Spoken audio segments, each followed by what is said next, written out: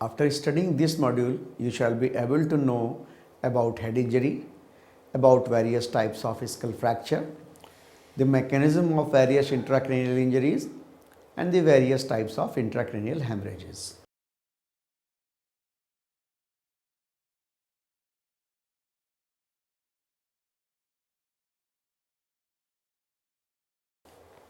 To introduce you the topic of head injury is defined as a morbid state resulting from gross or subtle changes in the scalp, skull and or contents of the skull produced by the mechanical force.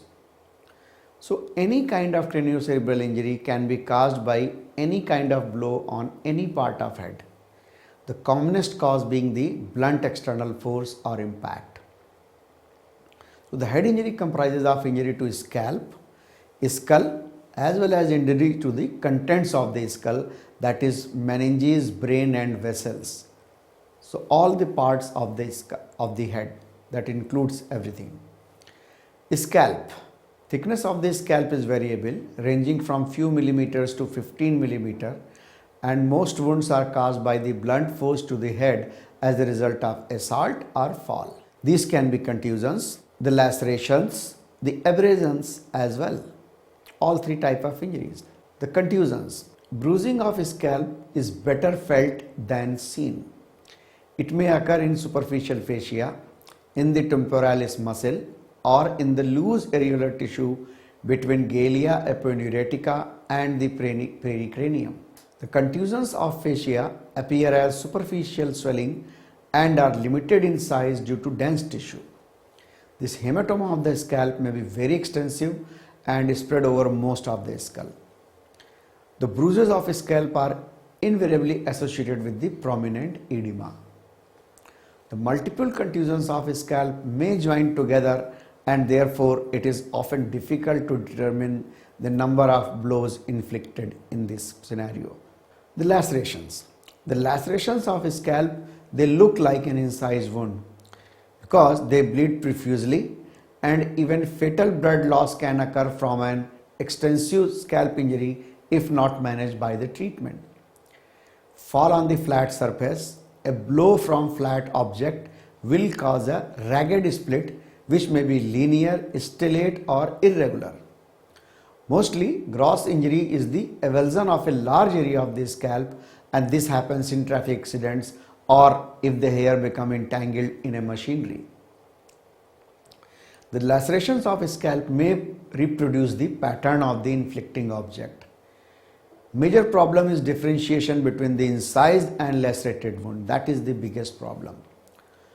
In case of homicide with head trauma, therefore it is advised to retain a sample of victim's head hair pulled from an area adjacent to area of trauma. Abrasions. Brush abrasions are less common than other sites because of the protective effect of the hair. The impact abrasions from a perpendicular force are imprinted as usual on the scalp, though again intervening hair may reduce the severity of the injury. Then coming on to the next layer after scalp is the skull. The adult cranium consists of two parallel tables of compact bones, the outer being twice the thickness of the inner. The cranium varies in thickness in adult as well as from place to place, like occipital bone being the thickest, about 15 millimeter, and the temporal bone being thinnest, about 4 millimeter. The fractures may be caused by the direct or indirect violence. The direct injury may be caused by three mechanisms: compression as by obstetrics forceps or crushing of head under the wheel of a vehicle, an object in motion striking the head, for example bullets, brakes, hammer, etc., and the head in motion striking an object, as happens in fall and traffic injuries. The indirect injury of skull can occur from a fall on feet or on buttocks. Now let's see what is the mechanism of fracture of skull. The fracture due to local deformation and the fracture due to general deformation. Fracture due to local deformation: if a small object traveling at a great speed strikes the head, it will drive the piece of bone inwards. This inner table fractures first and then the outer table. The fracture line tends to run circularly to enclose the base of the indentation. Second is the fracture due to general deformation. Whenever skull is compressed, parts of the skull distant from the site of application of force may fracture. Head may be compressed by two mechanisms: between two external objects such as ground and wheel of car, or between an external object and the spinal column. Now let's see what are the various types of skull fracture. There are 10 or 11 types of skull fracture. I'll take one by one. First is the linear or the fissured fracture, which is the commonest. About 70% of the skull fracture are linear, and they are produced by the general deformation of skull that may involve whole skull or inner or outer table only. The line fracture runs parallel to the axis of compression. The fracture line tends follow an irregular course and is usually no more than the breadth of an hair. That's why it is called a hairline fracture or the hairline fracture as well. A fracture line sometimes reaches a suture and follows its course for a while and then starts on its own again. About 20% of linear fractures are not found on X-ray. If two blows are struck, it may be possible to determine which blow was struck first, as the fracture lines produced by the subsequent blow are arrested by those produced by the first blow. Then the next category is the depressed fracture, which is also called as signature fracture, or in Latin, in French it is called as fracture à la signature. And as the pattern often resembles the weapon or the agent which caused it. So just like a signature of that weapon which has produced that fracture. So they are produced with an object having large amount of kinetic energy but having a small surface area. And they are produced as a local deformation of skull. In this, the fractured bone is driven inwards into the skull cavity. The localized depressed fracture may be caused by blows from heavy objects with a small striking surface, for example stones, a stake, axe, chopper, hammer, all these. Third category is the elevated fractures. What happens in this? One end of the fractured fragment is elevated over the surface of the skull and the other end is depressed into the cranial cavity. It is caused by a blow from which elevates the fragment by lateral pull while retrieving it. Then is the fourth category is the communited fracture. In this, there are multiple fractures occur and they are also called as a spider web fracture. There are two or more intersecting lines of fracture which divide the bone into three or more fragments.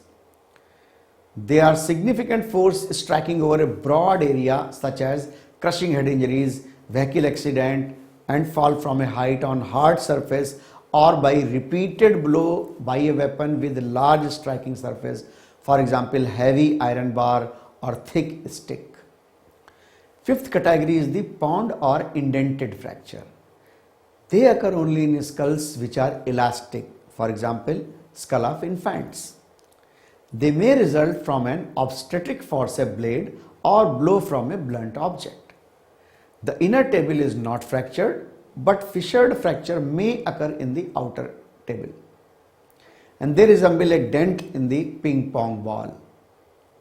The gutter fracture. They are formed when part of the thickness of bone is removed so as to form a gutter. For example, in case of oblique bullet wounds, the grazing bullet wounds. Seventh is the ring fracture or the foramen fracture.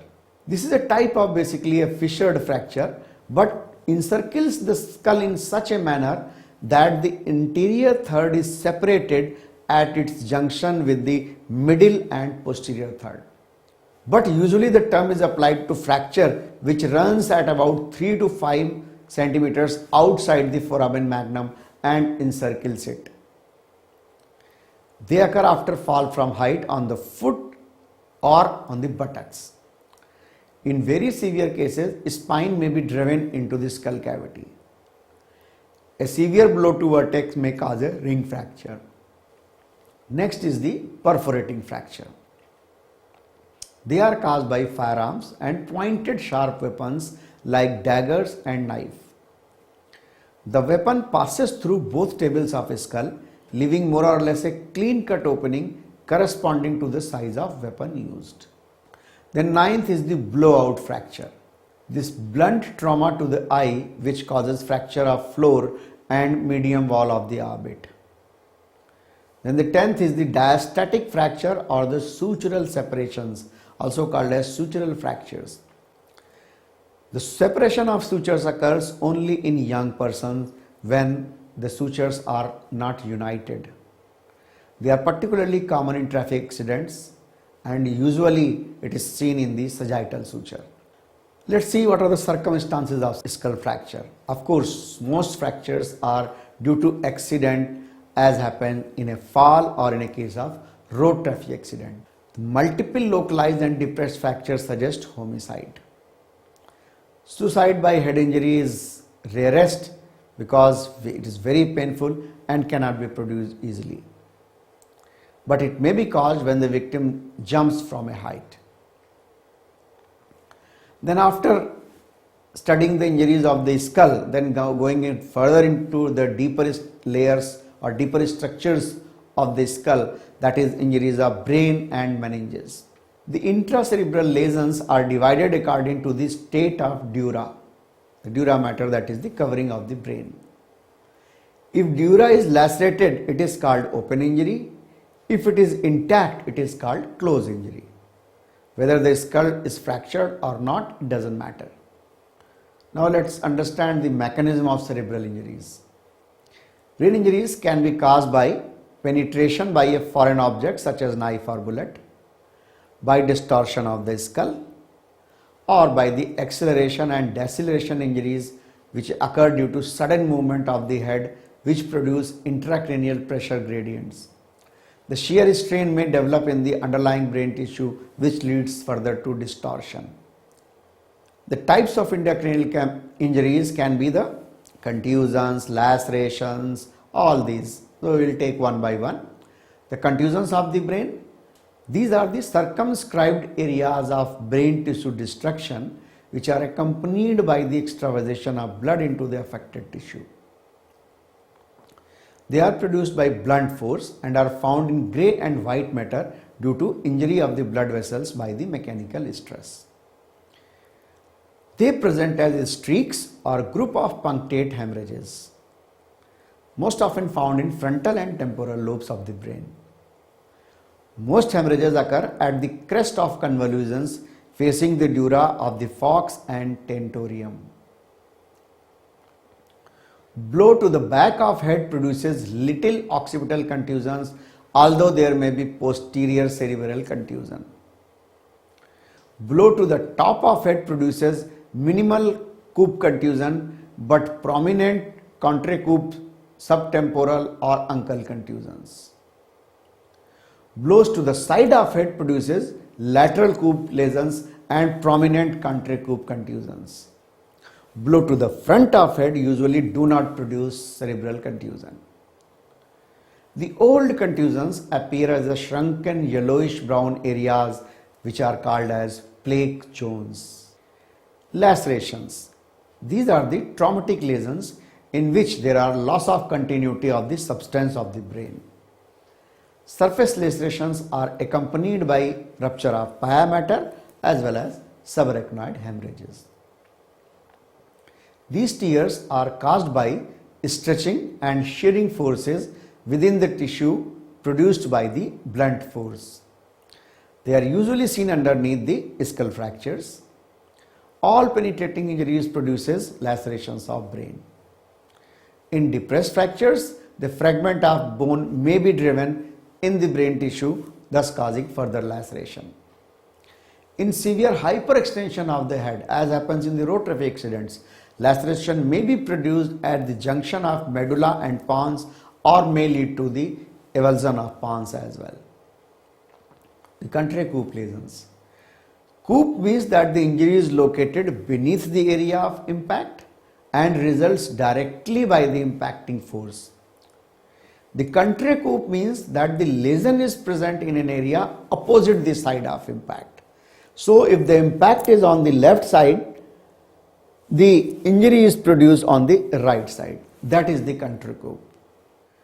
The CONTRECOUP lesions, they are produced chiefly due to local distortion of the skull and sudden rotation of the head, which causes shear strains and undue pulling apart of the brain tissue. These lesions are caused when the moving head is suddenly decelerated by hitting a firm surface. Subdural or subarachnoid hemorrhage, though both may be caused. A blow to the head causes the skull to move forward, but the brain lags behind for a brief period and the skull strikes the brain.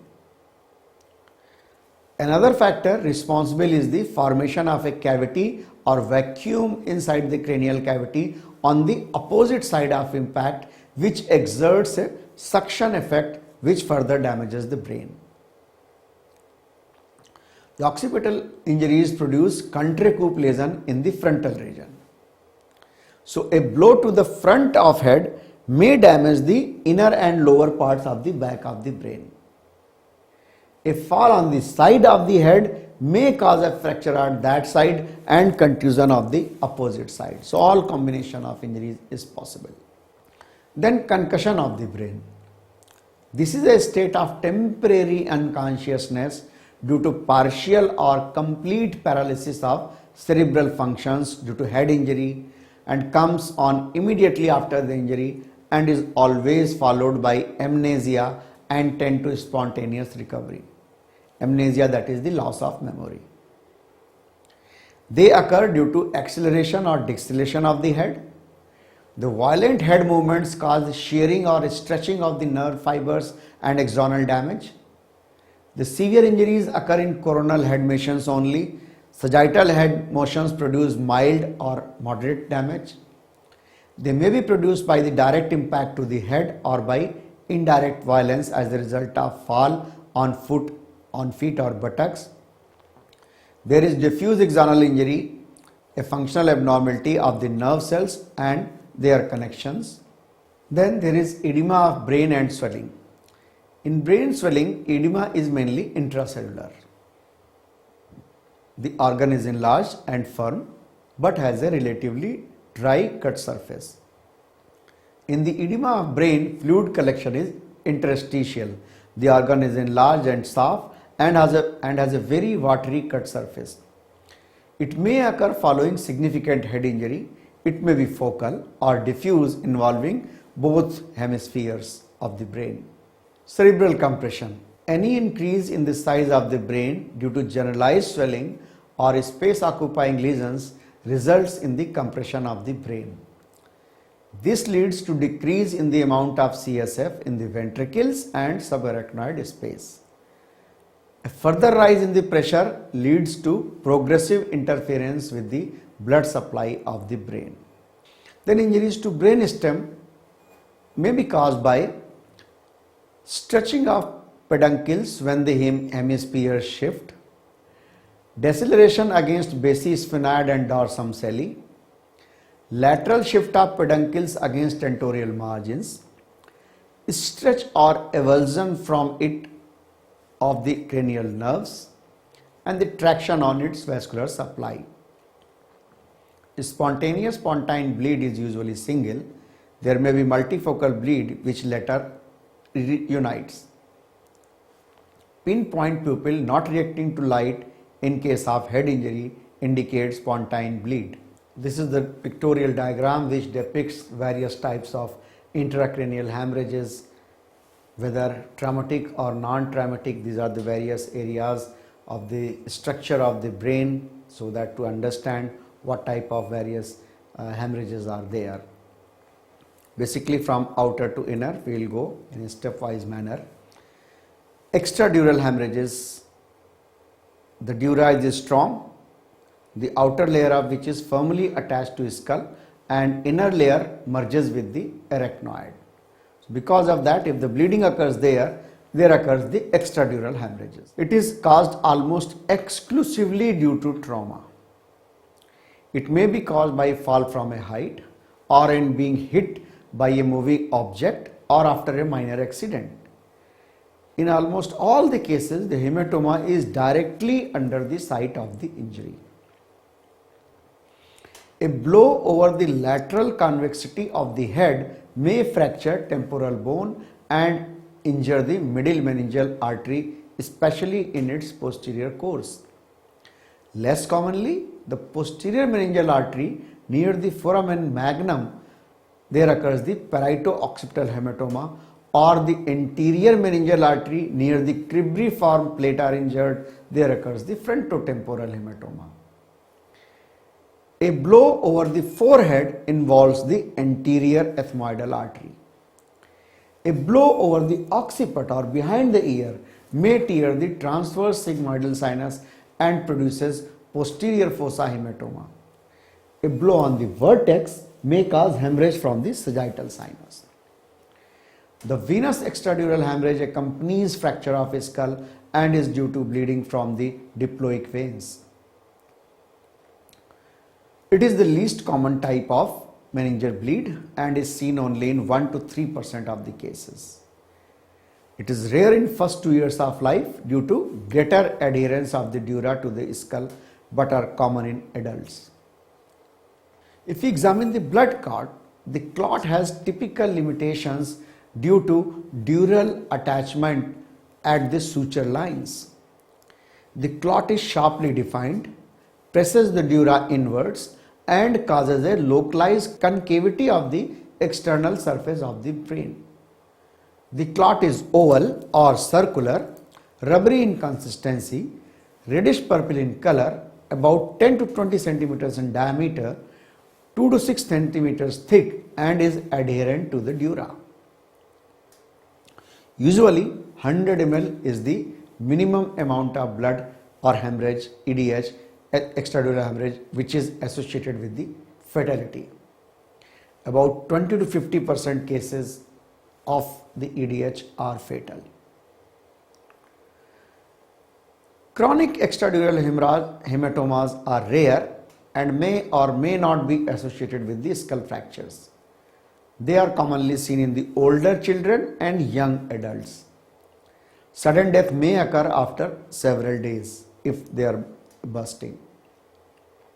Then the second category is the subdural hemorrhage. As we go inside the dura, then extradura is outside the dura, then we go inside the dural, then subdural hemorrhage between the pia mater and arachnoid mater. The arachnoid is thin vascular meshwork and is intimately applied to the inner surface of the dura. The cerebral veins cross this space to reach the sinuses. Subdural hemorrhage is common than the extradural and occurs in the subdural space between dura mater and the arachnoid maters. It may occur from a relatively slight trauma. About 70% of the subdural hemorrhage or SDH occur due to fall and assaults, and 25% are due to vehicle accidents. It is more likely to be found in alcoholics and old persons owing to the atrophy or shrinkage of the brain. It may occur in the absence of skull fractures. Death may occur if hematoma is about 100 to 150 ml. It is commonly seen over the upper lateral surface of cerebral hemispheres but can occur anywhere or even bilaterally. It usually appears as thick layer of blood. The hemorrhage may remain fluid or may clot in a firm mass, but it is essentially venous or capillary and never an arterial one. This can be divided according to the time of onset of symptoms after the injury: acute, subacute and chronic. The acute subdural hemorrhage, the bleeding occurs immediately and very rapidly after trauma. The blood is usually liquid to semi-liquid. It may vary from a thin layer of 1 millimeter to 2 to 3 centimeter of thickness. The commonly affected area is the frontotemporoparietal region. The fresh subdural hematoma over the top of the brain can easily be washed off, in contrast to the subarachnoid hemorrhages. The subacute SDH, here the symptoms develop maybe after several days to up to 3 weeks after the injury. due to the pressure of the hematoma, and this occurs when the bleeding is from the smaller bridging veins. Then the chronic SDH results from the slight trauma in which symptoms develop some weeks or even months later, and these are usually seen over the parietal lobe and near the midline. Then third is the subarachnoid hemorrhage. The space between arachnoid and pia is called as subarachnoid space. It contains the blood vessels of the brain, portion of the cranial nerves and network of connective tissue fibers as well as CSF. The causes include rupture of bridging veins near the sagittal sinus, the laceration and contusion of the brain and the pia, arachnoid matter, the rupture of a saccular barrier aneurysm, which account for almost 90% of the cases that rupture. It may occur due to sudden rise of blood pressure, emotional stress such as assault, sudden exercise and even sexual intercourse. They are usually found at the bifurcation of middle cerebral, anterior cerebral and posterior communicating arteries. It accounts for 50% of the cases of spontaneous subarachnoid hemorrhages. A hard blow to the head may rupture the aneurysm. Apart from that, there are angiomas and arteriovenous malformations, asphyxia, tear of ventricular ependoma, rupture of intracranial hemorrhages of non-traumatic origin, and there may be kick or blow on the side of neck, which all produce subarachnoid hemorrhage. They are common in acute alcoholic persons. This is the most common form of traumatic intracranial hemorrhage. In all cases of significant brain injury, some degree of subarachnoid hemorrhage is found usually. And as told earlier, the subarachnoid blood can be distinguished from the subdural blood because the latter will wash away under gently running water, whereas subarachnoid bleed will not be washed. Then the fourth is the intracerebral hemorrhage. This may be found on the surface or the substance of the brain, and they are usually accompanied by other type of brain injury. The causes include capillary hemorrhages are found in softening due to anoxia, thrombosis and in asphyxial deaths. The spontaneous hemorrhage in the region of basal ganglia by the rupture of lenticulostriate artery is common in the middle age and elderly persons. The angiomas and malignant tumors of the brain, the hypertensive cerebral vascular disease, lacerations of the brain, blow on the head with or without fractures of skull. All these will produce intracerebral hemorrhage. Then the traumatic intracerebral hemorrhage may result from the COUP or CONTRECOUP mechanism, is mostly seen in the frontotemporal region and is often associated with the fracture of skull. The non-traumatic intracerebral hemorrhage is due to several disease processes or several anomalies which I will discuss later. The intraventricular hemorrhages. Small intraventricular hemorrhages occur in all kinds of craniocerebral injuries. True traumatic ventricular hemorrhage as a sole finding occur due to head striking a firm object, for example as happens in fall. Death may be rapid or delayed for several days. The cause of death in head injury are variable. Raised intracranial pressure due to hematoma, contusions, lacerations, infarctions or swelling is the common cause. Diffuse axonal injury is another cause, ischemic brain damage and fat embolism.